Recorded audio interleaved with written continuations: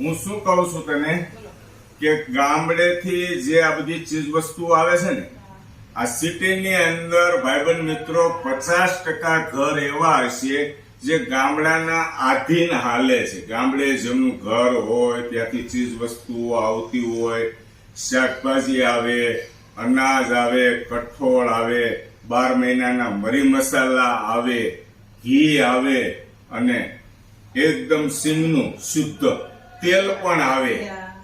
આયા સિટીની અંદર ઘર ચલાવવું અઘરું થઈ જાય જો ગામડેથી 50% કરતા વધારે ચીજ વસ્તુઓ ગામડેથી આવે છે. તો કોણ મોકલે છે ગામડેથી?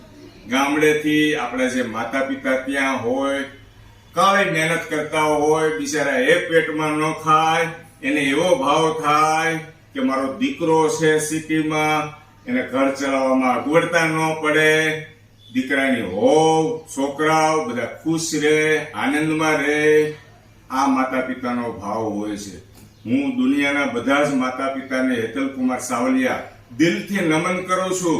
કેમ કે માતા પિતાની ઉંમર ગમે એવડી થાય પણ દીકરો કે દીકરાની હોવ એમના માટે તો નાના જ હોય છે. ખૂબ ખૂબ આભાર.